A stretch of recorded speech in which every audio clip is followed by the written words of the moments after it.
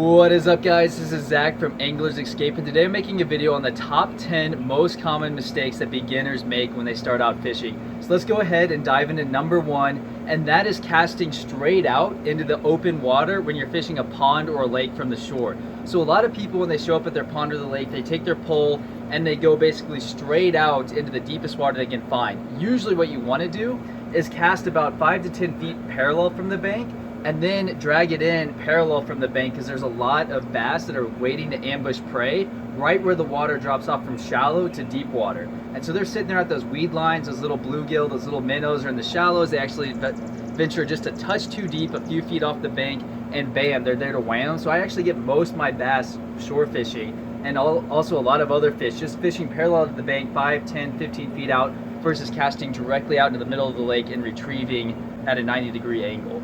The second tip I want to mention, guys, is using too big of a pound test line. So generally for bass fishing, just kind of all around, I like to have some poles with like 8 to 10 pound test line. Now some people will bump it up to like 30 pound test line or 20 pound test line. Oh great, now I just won't break off any fish. The problem is when you get really thick pound test line, one, you can't cast as far, two, it stops the lure from having as good of action, and three, the fish can a lot of times see that thicker line. Now some fish species like catfish really don't care if it's thicker line, they'll bite on a whole string, but a lot of fish species like bass, crappie, and especially like trout, they can see that line, and a lot of times it'll stop them from biting if it's too thick. So don't go a 2 pound or heavy pound test line. You always have a drag function, so if your line's about to break, it'll just take out some drag and won't break your line. But generally for bass fishing, I'd like to use about 8 to 12 pound test line. The third tip I would like to talk about, guys, is using too big of a piece of bait. So a lot of times when people are fishing with worms or even a catfish bait, they find that their bait's stolen over and over again, and they're like, all these things, they're just like, I don't know why I keep throwing it out there. They take the bobber down and then my worm's gone,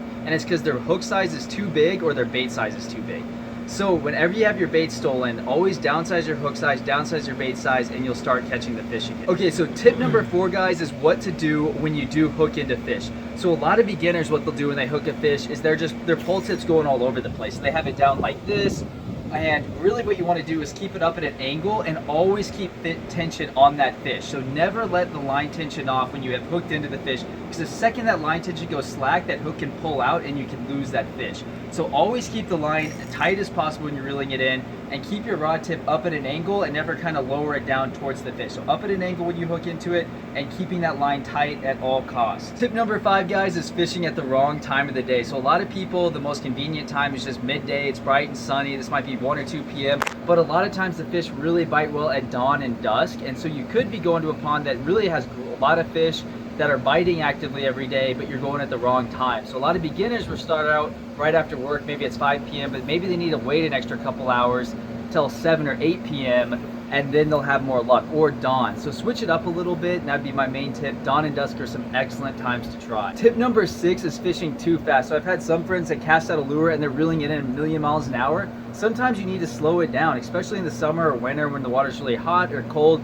Fish get pretty lethargic and they're not gonna chase that a long distance. And also if you're moving it too fast, they might miss it, not even see it go by. And if you're working a piece of structure, like let's say you see a submerged log or something else, sometimes you want to drop your lure in and just slowly retrieve your lure back, and then try to entice that bite, get them to come out of that structure and towards the thing. So a lot of times it's just kind of a slow, steady retrieve. Pause your lure here, do a couple twitches, and every once in a while you can reel it in a little faster to see if they like that, but in general just a slow, steady retrieve, pausing it here and there. Tip number 7, guys, is to never go in blindly when you start fishing a new place. If you can, research online, be like, okay, maybe it's Lake of the Ozarks that you're fishing, do Lake of the Ozarks fishing report. See if you can find any information on what species are biting, what they're biting on, or go to a local bait and tackle shop if you have one. Now sometimes this might not always be the case. It might be a really small pond or creek, and then you kind of got to explore on your own. But if you can, do a little bit of research beforehand, that can help you a lot as far as what baits to use and what fish species are currently biting. Tip number 8 is to be quiet. So sometimes people go and they're talking, they have music playing, everything else.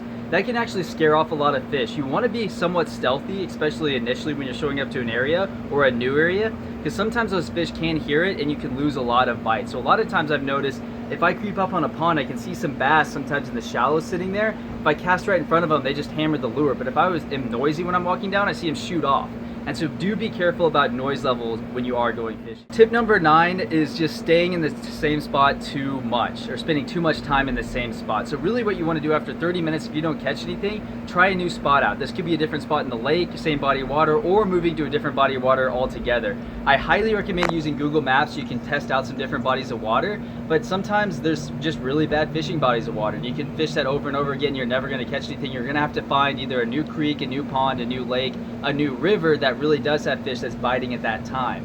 And finally guys, the 10th tip I have for you guys is to mix up your baits. So a lot of times when I go to a pond, what I always do is I try to have a bait, one pole with bait, which is like worms or minnows, and then one pole that has my lure. So this way I'm doubling my odds. Maybe they're not interested in a lure or an artificial, and maybe they're biting on the baits this particular day. So if I have 2 poles, I'm doubling my odds. Or you can take 1 pole and then mix it up after 30 minutes if you don't catch anything on the lure. Switch over to a bait like a worm or a minnow. So some people just keep trying to use the same bait over and over again, but you want to be mixing a mix of minnows or lures, minnows, worms, everything else to hone in those odds. So guys, I hope these 10 tips help you out and correct some of the mistakes you might be making if you're starting off. And as always, best of luck fishing.